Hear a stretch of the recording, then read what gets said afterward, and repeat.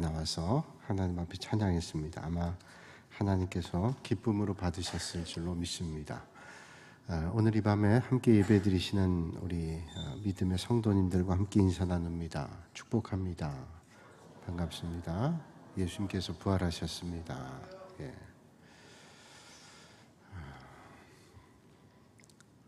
프랑스하고 이탈리아에 아주 오래된 터널이 있습니다. 몽블랑 터널이라고 하는데, 이 몽블랑 터널이 길이가 12km입니다. 터널 12km, 쉽지 않은 길이죠. 그래서 이 프랑스, 이탈리아를 관통하는 이 몽블랑 터널이 아주 유명했어요. 또 유명한 것은 오래된 터널입니다. 한 50여 년 전에 만들어서 그렇게 긴 터널을 만들었다. 이게 기술이 이렇게 뛰어나다 하는 자부심, 긍지를 가지고 있었어요. 이게 그 오스트리아의 알베르크라고 하는 터널이 생기기 전에는 세계 최고였습니다. 근데 알베르크 터널이라고 하는 오스트리아의 터널이 생기고 난 다음에는 뒤로 물러났지만 오래된 터널은 최고죠. 그래서 늘 자랑이었습니다. 이게 자, 이만한 기술이 너희들이 있냐?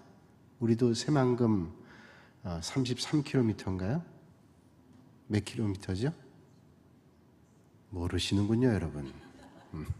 33km예요. 제가 여러분들 아나 모르나 한번 여쭤봤는데 여기 살면서 모르시면 어떻게 33km. 이거 했을 때 사람들이 와가지고 얼마나 구경을 해요. 얼마나 구경을 해요. 제가 부산에서 부목사로 목회할 때 이 전라도 지역에 어떤 분이 이제 암으로 말기라 의술론 도저히 안 된다 그래서 광주의 할렐루야 기도원에 기도하면서 지낸다 그래가지고 제가 부목사 때인데 신방을 왔었어요. 그랬다가 부안에서 단독 목회하는 제 친구 목사가 있어서 거기 들렀습니다. 그러니까 그게 한 20여 년 됐죠. 한 25년 정도 됐는데 그때 그 친구가 새만금을 보여줬어요. 새만금을 저한테 보여주고 부안의 변산에 바지락죽을 사주고, 그래서 아니 이 친구 졸업하고 만난 지 오래됐는데 기껏 사준 게 죽이냐 그렇게 생각하고서 죽 먹으러 가자 그래서 섭섭했는데 그때 죽 먹고는 야, 죽도 이럴 수가 있구나 생각했어요. 근데 사람이 얼마나 인심이 좋은지 부족하면 말씀하세요 그러더라고요. 그래서 참 이 전라도 인심이 좋다 그때 그런 생각을 했는데 그때 변산에 이 새만금 그때 시작할 때죠. 시작할 때 얼마 안 됐을 때예요. 근데 그 친구가 이게 이렇게 끊어가지고 여기를 매립을 하는데 제 귀에는 하나도 안 들어왔어요. 별로 그렇게 저한테는 와닿지 않았는데 세월이 흘러서 제가 여기에 살면서 그 친구는 저기 서울로 이사를 가고 저는 여기 살고 있어서 참 역사는 희한하다. 그때 소개해줬던 친구는 서울로 가고 저는 여기에 살고 그래서 역사는 돈다. 그죠? 그래서 이제 사람들이 오면 새만금을 또 제가 설명하고 있잖아요. 33km. 대단한 기술입니다. 바다를 갈라서 섬이었던 곳이 지금 육지가 다 됐잖아요. 연결이 돼가지고. 그래서 그 몽블랑 터널이라고 하는 게 큰 자랑이었습니다. 입만 열면 이 터널이 이게 보통 기술이 아니다. 여기를 뚫어서 이렇게 지난데 두 나라가 오고 간다는 게 너무 대단한 기술이다 자랑했단 말이죠. 근데 그 터널의 중간에 냉동차가 가다가 전복이 됐습니다. 그래서 불이 났는데 이 불이 이틀 동안이에요. 이틀 동안. 그 터널 중간이라 이제 불이 그냥 번지고 차들이 몇 개가 폭발하는 바람에 금방 진화가 안 됐습니다. 요즘 기술 같으면 쉬이 됐을지 모르겠지만 아주 힘들었던 모양이에요. 그리고 이제 차들이 꽉 막혀 있으니까 들어가기도 쉽지 않고 그 길을 지금 스프링클러가 돼 있는 것도 아니고 그래가지고 그게 이틀 동안 타면서 터널에 있는 사람들이 질식해서 40명이 죽었습니다. 큰 사고가 났어요. 자, 그런 다음에 이 몽블랑 터널이 이 사람들에게 자랑이지 않았어요. 자랑이 안 됐습니다. 그전에는 큰 자랑거리였는데 그 사고가 있은 다음에는 자랑이 아니었습니다. 별로 자랑거리가 이제 되지 않고 참 안타까운 일로 기억이 되는 거죠. 자, 제가 왜 이렇게 거창하게 말씀드렸냐면 우리가 예수 그리스도를 믿고 십자가 보혈의 은혜를 받은 다음에는 예전에 우리가 주님을 모를 때는 세상에 있는 모든 것들이 자랑이었습니다. 내가 가지고 있는 물질이 자랑일 때도 있었고, 내가 누리고 있는 어떤 것들이 자랑일 때도 있었고, 내 자식이 잘된 것 때문에 자랑일 수도 있었고, 내가 높이 올라간 것 때문에 자랑할 수도 있었고, 세상에 자랑하는 것들이 내가 많았단 말이죠. 근데 예수님의 십자가의 보혈을 만나고 난 다음에는 그게 하나도 자랑이 아니에요. 그걸 자랑하는 게 아니라 이제 예수님의 십자가 보혈을 만나고 난 다음에, 구원의 은혜를 만나고 난 다음에 우리에게 있어서 가장 큰 자랑은 예수님의 십자가의 보혈, 구원의 생명을 허락해 주시는 하나님의 은혜인 줄로 믿습니다. 그렇죠? 우리가 아직도 예수님 만난 다음에 세상의 것들이 자랑이 된다면 우리를 한번 돌아봐야죠. 오늘 우리가 이렇게 된 것은 하나님의 은혜다. 내가 잘 됐다면 그 잘되게 하신 게 하나님의 은혜구나 하는 걸 생각해 보게 되죠. 그러니까 우리는 예수님을 만나고 난 다음에 자랑이 달라졌습니다. 그렇죠? 아직도 우리가 예수님 만난 다음에 세상의 옛날 것들이 자랑이 되고 있다면 그건 아직도 온전하지 않은 겁니다. 우리가 부족하지만 우리의 믿음 가운데 늘 고백하기를, 내가 오늘도 이렇게 믿음의 자리에서 하나님을 예배하고 있는 것은 하나님의 큰 은혜다. 주님만 자랑하실 수 있는 여러분들이 되시기를 바랍니다. 이제 우리 교회에서 세례 또 입교 유아 세례 할 때 문답을 하잖아요. 문답할 때 유아 세례 받는, 요번에 유아 세례 받는 어린아이들이 많았어요. 6가정이었는데 어떤 분이 그런 얘기를 해요. 예전에 자기가 유아 세례를 못 받았다. 받을 기회가 됐었는데 못 받았다는 얘기를 했어요. 그럴 때도 있죠. 근데 저도 이제 어릴 때 유아 세례를 받았는데 유아 세례를 받은 기억은 하나도 없습니다. 하나도 없고, 이제 유아 세례를 받았다고 하니 받은 걸로 알죠. 그리고 저는 입교를 했어요. 그런데 생각해 보면 제가 뭐 노력한 거 하나도 없습니다. 노력한 거 하나도 없이 그저 부모님의 믿음으로 유아 세례를 받았어요. 그런데 이제 나이가 들어서 16세가 되면 믿음을 고백하죠. 부모님의 믿음으로 받았던 유아 세례를 내가 믿음으로 고백해서 입교인이 되는 거죠. 그래서 저는 목회를 하면서 그런 생각을 많이 합니다. 내가 하나도 한 게 없는데 믿음의 가정에 태어나서 믿음의 자리에 있어서 오늘 믿음에 이르게 된 것은 이건 정말로 각별한 은혜구나. 그런 생각을 해봐요. 뭐 어릴 때 믿지 못했다 할지라도 나중에 내가 어떤 계기를 통해서 예수님을 영접하고 믿게 되었다면 그 믿어진 축복이 얼마나 커요. 그래서 내가 믿게 됐다는 건 하나님의 큰 은혜구나 하는 것을 우리는 고백하게 되는 거죠. 여러분, 오늘 우리가 믿음의 자리에 있는 것을 감사하면서 그 주님의 은혜를 자랑하실 수 있는 여러분들이 되시기를 바랍니다. 오늘이 십자가에 대한 말씀이에요. 이제 부활 지나고 또 마침 예수님께서 죽으신 것을 다시 한번 생각해보는 그런 시간 되면 좋겠습니다. 주후 6세기에, AD 6세기에 유스티아누스 2세라고 하는 왕이 그 바티칸에 십자가를 기증합니다. 로마의 바티칸에 십자가를 기증하는데 그 십자가는 금으로 만든 것도 아니고 또 돌로 만든 것도 아니고 가치로 따지면 좀 싸다고 할 수 있는 소재인 나무로 만든 거예요. 예수님 십자가가 나무잖아요. 나무 십자가예요. 근데 화려한 로마의 바티칸에 금도 아니고 은도 아니고 철도 아니고 그리고 뭐 대리석이나 돌도 아니고 나무로 만든 거예요. 근데 그 주변 환경과 별로 어울리질 않습니다. 사람들이 그렇게 큰 부자인 황제가 겨우 나무로 만든 십자가를 만들었나 보냈나 이렇게 생각했어요. 안 어울린다고 비난하는 사람들이 있었어요. 그런데 이 유스티아누스 2세 황제에게 이 나무를 십자가를 공급한 사람이 아주 비싸게 공급했거든요. 그런 얘기를 합니다. 이 나무가 보통 나무가 아닙니다. 이 나무에는 예수님께서 십자가에 달리실 때 그 사용됐던 나무가 여기 포함됐습니다. 조각목이 하지만 그러니 이게 예수님께서 정말로 십자가에 달린 그 나무의 소재가 여기에 담겨져 있는 겁니다. 얼마나 귀중한 거예요. 사람들이 그때부터는 그 십자가를 달리보는 거예요. 야, 이게 대단하다. 이게 예수님께서 여기에 달렸던 부분이 어디냐. 그렇게 얘기를 하잖아요. 여기 정읍 쪽에 아주 유명한 절이 있죠. 또 제가 알아요. 내장사. 내장사가 맞죠? 예, 내장사에 가면, 저도 내장사에 아주 오래전에 가봤는데, 내장사에 단풍이 유명하잖아요. 그 단풍이 유명하는데, 제가 그때 저를 거기 데려가 주신 분이 그런 얘기 하더라고요. 이 내장사에 있는 지붕에 그 벽돌이라고 그러나요? 기와가, 옛날에 있는 기와가 있대요. 어디 그랬지? 저기. 보이지도 않아요. 저기 있대. 그래서, 그러냐고, 내가 믿음으로, 그러냐고 그래서. 그래서 내장사에 오면 그걸 설명해 준다는 거예요. 아주 일부분이에요. 몇 장 안 되는 건데, 그게 아주 오래된 기와라는 거예요. 그게 가치가 있다는 거죠. 그런 것처럼, 거기에 예수님께서 달린 십자가의 소재가 거기 있다는 겁니다. 그래서 사람들이 감동을 받는 거예요. 야, 그게 정말이야.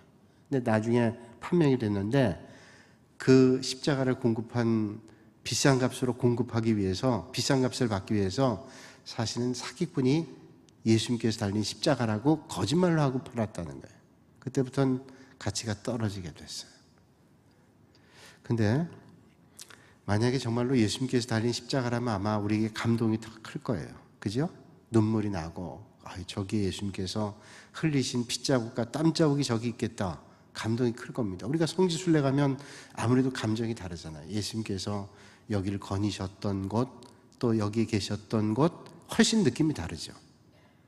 그러나 우리가 좀 생각해 보면 그 예수님께서 달린 십자가이기 때문에 더 거룩하고 더 거룩하지 않고 그런 게 아니라 우리의 믿음의 가장 중요한 중심은 뭔고 하니 그 십자가 나무 자체가 아니라 우리를 위해 돌아가신 예수 그리스도이기 때문에 그 십자가의 은혜가 오늘 우리에게 메시지를 주고 있다는 거예요. 그 예수님의 십자가는 우리에게 구원을 주신 의미가 있기 때문에 우리에게 십자가가 중요한 거죠. 그 예전에는 예수님의 십자가, 이 십자가 형태는 로마의 사람들, 로마 시민권 가지고 있는 사람은 달리지도 않은 거라 그랬잖아요. 그것도 아주 극악무도한 죄수들만 달리는 겁니다. 반역자들.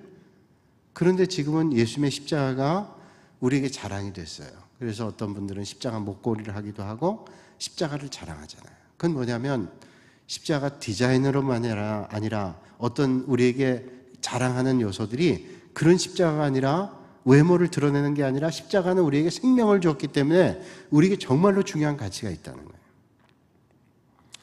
오늘 로마서의 바울은 하나님의 의를 얻는 방법을 설명하려고 애를 썼습니다. 그래서 로마서 갈라디아에서는 믿음으로 구원받는다는 것을 상당히 강조하고 있어요.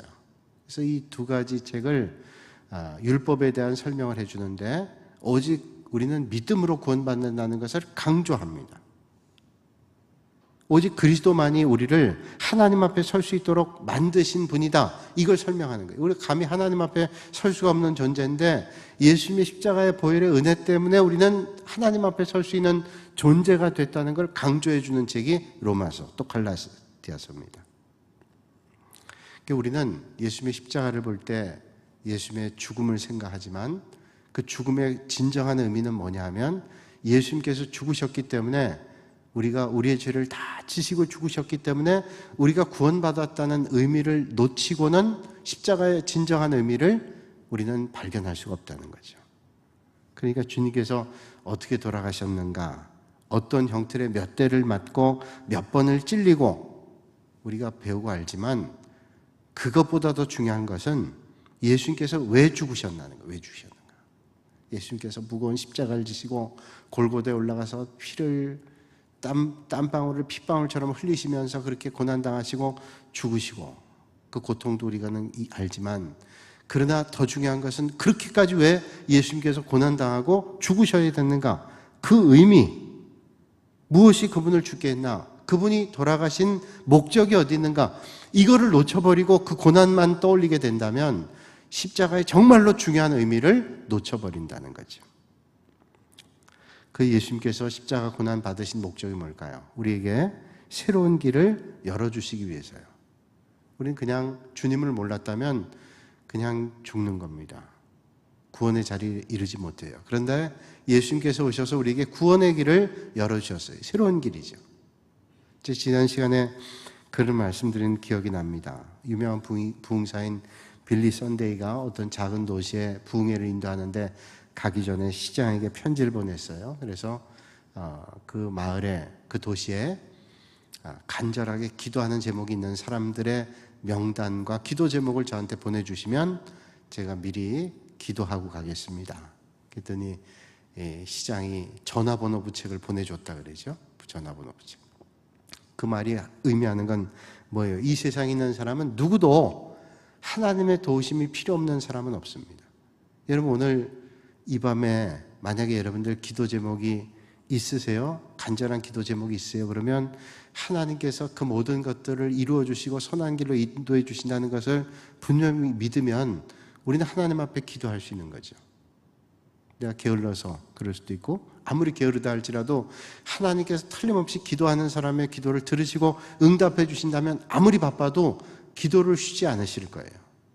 그러니까 이 세상에 내가 기도할 것이 없는 사람은 아무도 없습니다. 자녀를 위해서 기도해야 될 것이고, 또 앞길을 위해서 기도할 것이고, 여러분들의 간절함들을 위해서 기도할 것이고, 교회를 위해서, 이 나라 민족을 위해서, 오고 오는 세대를 위해서 기도해야 될 것들이 얼마나 많은지 몰라요. 그러니까 이 세상에는 하나님의 도우심이 필요 없는 사람은 아무도 없습니다. 하나님의 도우심을 받기 위해서 다 기도한다는 거예요. 우리 이 땅에 있는 사람들은 그런 세상의 문제뿐 아니라 영적인 문제를 다 안고 살아요. 영적인 문제. 여러분, 이 땅에 있는 사람들은 영적인 문제를 다 가지고 있습니다. 특별히 죄의 문제를 다 안고 사는 거예요. 죄 문제. 알게 모르게 크고 작은 죄를 지으면서 그 죄 문제가 나를 짓누를 때가 있어요. 제자훈련할 때 아주 오래전이에요. 아주 오래전, 시작할 때였어요. 시작할 때 어떤 여자 집사님이 이제 큐티를 나누다 그런 말씀하더라고요. 자기는 주기도문 할 때 이 구절을 할 때마다 도저히 이게 안 나온대요. 이 구절은 그냥 건너뛴답니다. 건너뛴대요. 어떤 구절인가 하면, 잘못한 사람을 용서해 주신 것 같이 우리의 죄를 용서해 주시고, 잘못한 사람을 용서해 준 것처럼 우리의 죄를 용서해 주시고, 이 구절은 그냥 건너뛴답니다. 그러면서 말씀하시는 거예요. 왜 건너뛰냐면 도저히 용서가 안 되는 사람이 있대요. 용서가. 그래서 도저히 용서가 안 돼서 내 양심상, 내가 믿음으로 살면서 양심상 요 구절은 못 하겠대요. 근데 이제 큐티를 나누다가 그 부분에 탁 걸린 거예요. 그래서 그걸 나누는데, 그래서 우리가 많이 생각했어요. 같이 공부하는 분들이 함께 생각한 그 기억이 납니다. 우리가 이 세상에 살면서 영적인 문제 있어요. 뭐 어떤 사람을 용서하지 못한 문제도 있고, 내가 해결하지 못한 문제도 있고, 아마 그런 문제들이 다 있을 거예요. 사람들은 모르는 그런 문제들이 다 있기도 할 거예요. 사람들은. 우리는 완전하지 않고 온전하지도 않잖아요. 그러니까 믿음의 길을 걸으면서도 그런 문제를 다 안고 사는 게 우리 인생이라는 거예요. 누구나 죄를 지고 없는 것처럼 하지만 그냥 다 그런 문제를 우리는 안고 살아요. 그게 영적으로 어려움 가운데 우리는 있기도 합니다. 그래서 성경은 잘 알고 있기 때문에 오늘 말씀하잖아요. 모든 사람이 죄를 범하였으며 하나님의 영광에 이르지 못하더니. 아마 여기 있는 분들이 나는 죄 없어, 그래도 너보다 나, 그렇게 얘기할 수 있을지 모르지만, 그러나 하나도 죄가 없는 사람은 있을 수가 없단 말이죠. 죄가 없을 수 없어요. 자, 그러면 이 세상 사람 다 죄가 있다 이렇게 장황하게 말씀드리니까, 그러면 뭐 나도 죄 있는 거 괜찮구나, 뭐 어쩔 수 없는 거니까 어쩔 수 없구나, 이렇게 생각할 수 있어요. 그런데 정말로 중요한 문제는 뭐냐면 죄에 대한 무감각입니다. 무감각. 그 죄로 우리가 눌리는 것도 문제이지만 정말로 문제는 무감각해지는 거예요. 이게 죄가 뭔지 그거조차도 알지 못하는 거예요. 그래서 무뎌집니다. 마치 화인 맞은 것처럼 딱딱해집니다. 죄를 짓고도 그리고 정죄합니다. 이거 참 사특한 일이죠. 자기의 죄를 볼 수 없고 다른 사람을 정죄하는데 앞장서요. 이 바리새인 같은 사람들, 바리새인 율법학자들, 서기관들 가운데 그런 사람들이 있었단 말이에요. 이게 더 큰 문제죠. 그러니 깨달음이 없으니 회개가 없는 거죠. 그러면 우리가 이 영적인 문제를 어떻게 해야 죄를 제거할 수 있을까? 어떻게 해야 하나님 앞에 의롭게 설 수 있을까? 의는 하나도 없나 그랬는데 우리가 하나님 앞에 죄를 가지고 선다는 건 안 될 일이잖아요. 우리가 매주일 하나님 앞에 죄 고백을 하는 건 뭐예요? 가톨릭 교인들이 고해 성사를 하는 건 뭡니까? 적어도 내가 하나님 앞에 나갈 때 죄 문제 가지고는 안 가려고 해야 되는 거죠. 내가 겉은 깨끗하게 하면서 속은 더럽게 하고 갈 수 없잖아요. 적어도 하나님 앞에 서는데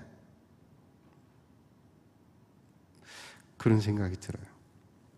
우리 교회 장로님하고 예전에 그 미군 부대 미군 둘을 만났어요. 그래서 장로님 그 미군들이 식사를 했는데 이런저런 얘기를 하다가 뭐 결혼했냐 안 했냐 뭐 어쩌고 얘기하다가 그분이 아주 솔직하게 얘기하는 걸 장로님 얘기하시는 거예요. 이 사람이 이렇게 얘기 안 하더니 목사님 앞에 서니까 아주 솔직하게 얘기한다고 그러셔요. 제가 그 말씀을 듣고 제가 은혜 받았어요. 야, 이분이 그래도 목사 앞이라고 솔직히 얘기한다고 하니 이분이 참 얼마나 이게 양심이 바른 사람이에요. 다른 사람한테는 차마 얘기 못하다가 목사가 물으니 목사님 앞에는 내가 솔직히 얘기합니다. 내가 이런저런 문제가 있었습니다 라고 얘기하는 거예요. 제가 그걸 아주 무겁게 듣고 그분을 위해서 기도했어요. 생각날 때 제가 여러 날 동안 기도했던 것 같아요. 그분이 국격은 다르고 피부색이 다르고 다르지만 그러니까 우리가 하나님 앞에 하나님이 아닌 목사 앞에도 그런 마음을 갖는데 하나님 앞에 우리가 적어도 죄의 모습으로 안 나서려고 애를 쓰는 거 아니에요. 그래서 많은 종교들은 자기가 믿는 신에게 적어도 그런 문제를 해결하기 위해서 안간힘을 쓰죠. 선을 행하기 위해서 애를 쓰고 불교 같은 경우에는 1000배를 하고 10,000배를 하고 3보 1배를 하고 이렇게 하면서 어떤 의로움을 얻으려고 애를 써요. 그리고 자기들의 신에게 의롭다고 인정받기를 원하는 거죠. 근데 뭐 다른 종교는 말할 것도 없고 우리 기독교는 하나님 앞에 어떻게 의로워질 수 있느냐. 의로운 사람은 하나도 없는데 우리가 하나님 앞에 어떻게 더럽게 나가겠어요. 근데 우리는 그렇게 나갈 수가 없는 존재라는 거예요. 근데 어떻게 우리가 하나님 앞에 의로워질 수 있겠는가? 선한 일을 해서? 성경은 아니라는 거예요.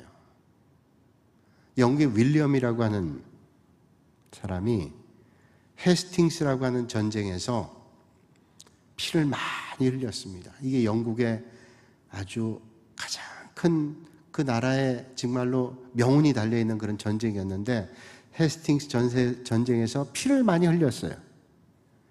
근데 이 피를 너무 많이 흘려가지고 보상을 어떻게 할까 하다가 이 피 흘린 걸 좀 어떻게 해결해야 되겠다 그래서 가는 곳마다 성당을 많이 세웠습니다. 교회를 세웠어요. 여러분, 피를 많이 흘리고 교회를 세운다고 의로워질 수 있을까요? 사람들이 그렇게 생각하죠.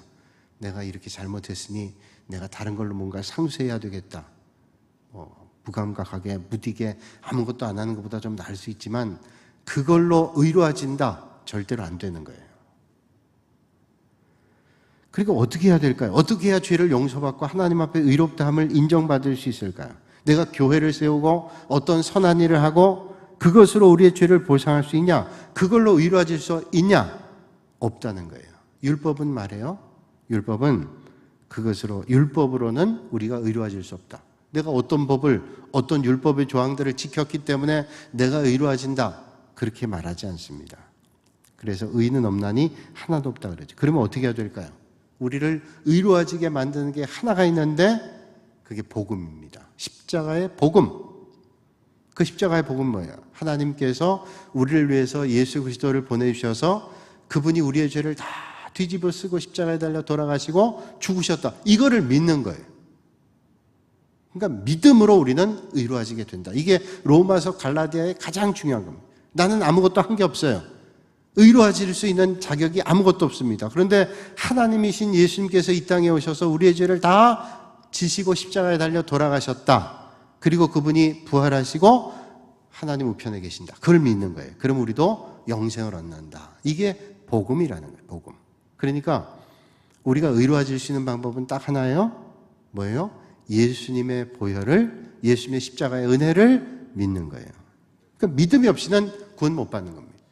내가 뭘 해서 율법을 다 지켜서 안 됩니다. 율법은 성경이 말하기를 죄를 깨닫게 하는 기능이 있어요. 야, 이건 죄고 이건 아니고 그런 깨닫게 하는 기능이 있지만 율법은 우리를 구원을 못 해줍니다. 구원은 오직 복음이라는 거예요. 그래서 우리를 구원받게 하기 위해서 예수님께서 십자가에 달려 돌아가셨다는 겁니다. 그래서 여러분, 예수님께서 왜 죽으셨을까요? 우리를 의롭게 하기 위해서. 우리가 의로운 존재가 아닌데 의롭다고 인정해 주시는 거예요. 의롭다고 인정해 주시는 거예요.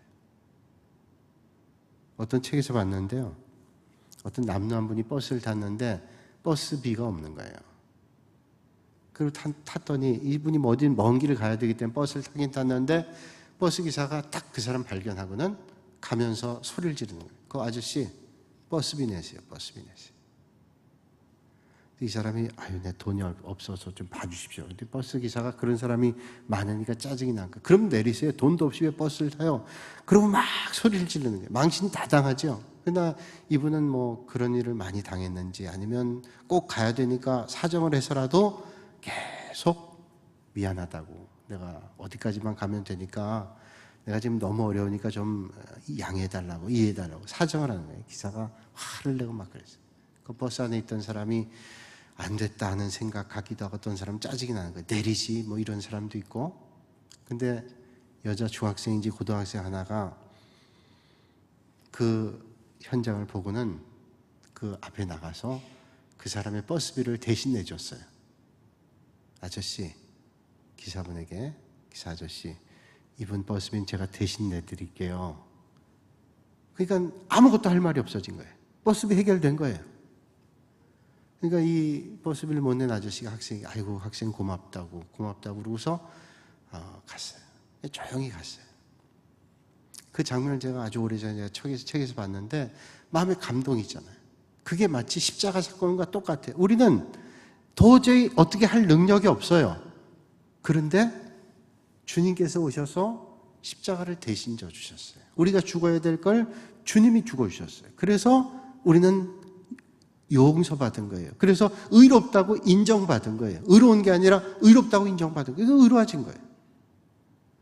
그럴 수 있게 된 게 뭐냐? 오직 그 복음이신 예수님을 믿으면 된다는 거예요.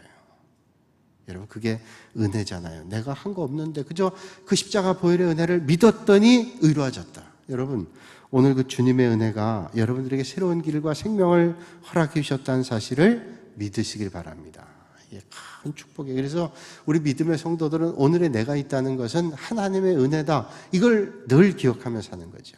뿐만 아니라 하나님께서 우리에게 새로운 길, 생명의 길을 열어주시고 이 의로움의 선물을 주기 위해서 이 땅에 오셨다는 거예요. 그래서 예수님 죽으심으로 우리를 의롭다는 선물을 주셨습니다. 의로웠기 때문에 이제 우리는 구원받게 된 거예요. 의로워서가 아니라 주님이 주신 거예요. 여러분, 선물을 주기도 하고 때로는 받기도 하잖아요. 선물이라고 하는 게 뭡니까? 선물은 주는 사람이 있어야 가능한 거예요. 물론 이런 분도 저는 가끔 보긴 했어요. 이건 내게 하는 선물입니다. 내게 하는 선물. 내게 하는 선물. 내게 하는 선물? 말은 되는데 조금 이상해요. 내게 하는 선물. 그래서 내가 1년 동안 수고했다. 내가 하는 선물. 저는 제 스스로에게 한 번도 해본 선물은 없어요. 제가 제 걸 산 건 있지만, 근데 어떤 분은 자기 걸 사고도 이거 내게 한 선물이, 이런 분들이 있더라고요. 근데 정말로 온전한 선물은 뭐냐면, 선물은 누군가가 누군가에게 주는 게 선물이잖아요.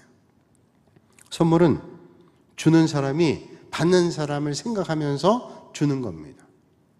그래서 저분에게 어떤 게 좋을까, 이거 생각하면서 주는 선물이에요. 그래서 이거 저분이 어떤 걸 좋아하던데, 이렇게 생각하면서 선물하는 겁니다. 근데 하나님께서 우리에게, 믿는 자에게 의를 선물로 줬어요. 그래서 우리를 의롭게 만들어 주셨다는 거예요. 뭐로? 죽으심으로. 우리의 죄를 다 지고 죽으심으로 의로움을 우리에게 선물로 주셨어요. 그러니까 선물로 우리는 그냥 받은 거예요. 한 것도 없는데 선물로 그냥 받은 거예요. 근데 그 선물로 주신 그 고통은 이루 말할 수 없는 고통이에요. 죽음, 대속의 은혜를 베풀어 주시는 것은 엄청난 큰 가치, 하나님이신 예수님께서 십자가에 달려 돌아가셨다는 거예요. 그러니까 이게 믿어지지 않으니까 초대교회 이단들은 예수님이 무슨 하나님인데 십자가에 달려 죽으시냐, 가짜다, 가현설, 우리의 눈에만 그렇게 보인 거다. 어떤 사람은 기절설, 잠깐 기절했다가 깨어난 거다. 안 믿는 거예요. 근데 우리는 그렇게 믿지 않죠. 가짜로 보인 것도 아니고, 예수님께서 잠깐 기절했다 깨어난 것도 아니고, 정말로 십자가에 달려 돌아가셨다는 것을 우리가 믿죠. 그 고통, 그 은혜를 우리는 받게 됐다는 거예요. 어떤 목사님이 책에서 그런 글을 썼는데 자기 아이가 병원의 응급실에 갔어요. 어떤 일인지는 거기에 표현하고 있지 않은데 병원의 응급실에 들어갔는데 의사분이 그러더래요. 이 아이는 지금 손톱을 빼야 된답니다. 마취를 하지 않고 손톱을 빼야 된대요. 아니 생사람의 손톱을 뽑아야지 치료하는 뭔지는 모르겠지만 하여튼 그래야 된다는 거예요. 그래서 이 아버지가 밖에 나가 있고 응급실에 들어간 아이의 그 고통 소리를 듣는데 얼마나 고통스럽겠어요. 소리 지르는 소리가 밖에 다 들리는 거예요. 그때 이 목사님이 생각했대. 기도하면서 예수님의 십자가의 고난이 하나님께는 이것보다는 비교할 수 없이 더 컸겠지. 아들의 손톱 빼는 것도 고통스러운데 하나님께서 자기의 귀한 독생자 예수 그리스도를 이 땅에 보내서 우리를 위해 대신 십자가에 달려 죽으시는 그 고통이 얼마나 컸겠는가. 손톱 빼는 것 정도야. 정말로 처절하고 아픔이었지만 그때 정말로 십자가의 은혜를 깊이 생각해 봤다는 거예요. 여러분 그런 얘기는 들어보셨죠? 이건 좀 격가질 수 있지만 병원에 입원하면 그 봉숭아물 드리면 여러분 봉숭아물은 10손가락 다 드려야 되나요? 다 드리지 말라 그래요. 한 3개 손가락만 드리고 하지 말라 그래요. 또 입원해서 수술하게 되면 금가락지, 금반지, 목걸이 다 빼고 그 다음에 손톱에 있는 거 다 지우고 들어가요. 봉숭아물 10손가락 다 드리면 안 된다 그러잖아요. 혹시 모르니까. 그게 왜 그러냐? 왜 그럴까요? 오늘 중요한 거 말씀드리는 게 팁인데 어떤 분은 손가락을 10개를 다 물들이면 마취가 안 된다 그래요. 근데 마취가 안 되는 게 아니라 수술할 때 여러 가지 기계 장치를 하잖아요. 근데 이 손톱에 있는 손톱 색깔을 보고 다 모든 걸 판단하는 거예요. 그래서 뭐 산소 포화도가 얼마나 되는지를 본대요. 산소 포화도. 우리가 기계 장치해가지고 뭐 심전도나 심박 작동 수를 체크하고 그러잖아요. 근데 손톱에 거기를 보면서 산소 포화도가 어떤 색깔 변화를 보고 하는데 봉숭아물을 들이면 안 된다는 거예요. 그러면 이게 안 보이니까. 그래서 매니큐도 다 베끼고 하는 게 그런 거라는 거예요. 목사님이 자기 아들이 그 손톱을 빼는 그 고통을 보면서 예수님의 십자가 고난을 깊이 묵상했다는 거예요. 그게 하나님께서 그저 우리를 사랑하셔서 선물로 주셨어요. 이걸 선물을 자기 아들을 선물로 주셨어요. 그 죽음으로 우리를 구속의 은혜를 주셨다는 거예요. 근데 이걸 받아들이는 게 믿음이에요. 믿음. 이 믿음이 있을 때 우리는 의를 선물로 받게 되는 거예요. 여러분 오늘 여러분들에게 가장 중요한 건 믿음입니다. 하나님 십자가 보혈의 은혜를 믿는 믿음이고 주님께서 내게 주신 선물을 받아들이는 믿음이에요. 그래서 믿음으로 구원받는다. 근데 이 믿음조차도 하나님이 주시지 않으면 안 되잖아요. 이게 오늘 처음부터 끝까지가 하나님의 은혜예요. 그리고 우리가 하나님의 은혜를 받은 사람은 우리가 이제 막 살 수 없어요. 그래서 믿음의 사람은 막 살 수 없는 거예요. 선물을 받았는데 그것도 보통 선물이 아니라 누군가 나를 대신해서 죽으실 정도의 선물이라면 그걸 우리는 잊지 않고 살잖아요. 여러분 누군가가 자기를 생각해서 좋은 선물을 줬다면 늘 기억하잖아요. 그래서 그 선물을 사용하고 그러면 그걸 선물한 사람이 기뻐하고 그걸 생각하면서 아주 귀하게 쓰죠. 선물 받았는데 그걸 아주 그냥 별거 아니라고 생각하고 그런 사람은 없죠. 소중하게 생각하고 아끼고 그러면서 주신 분도 떠올리게 되고. 근데 하나님은 우리에게 보통 선물을 주신 게 아니라 자기에게 정말로 가장 중요한 존재를 주셨어요. 예수님. 그러면 우리가 그런 선물을 받은 우리가 그냥 살 수 없죠. 우리의 삶이 달라지죠. 그래서 믿음 생활은 구원받은 사람이 이제 구원에 합당한 삶을 살아가는 거예요. 자, 우리가 십자가 보혈의 은혜로 구원받았어요. 아무것도 한 것도 없어요. 그런데 그걸 믿음으로 우리가 구원받았어요. 구원받았으니까 이제 우리가 마음대로 살 수가 없어요. 그 은혜를 기억하면서 우리는 구원에 합당한 삶을 살아가는 거예요. 그래서 오늘도 내일도 모레도 그 구원에 합당한 삶을 우린 살아가죠. 그래서 하나님 나라 갈 때까지 믿음의 선한 싸움을 싸워가는 거예요. 그게 오늘 우리의 믿음의 길입니다. 오늘 여러분 십자가 보혈의 은혜를 깊이 생각하면서 그 부활의 감격을 가지고 날마다 믿음의 장성한 성화된 삶을 사실 수 있는 여러분들이 되시기를 주님의 이름으로 축원합니다.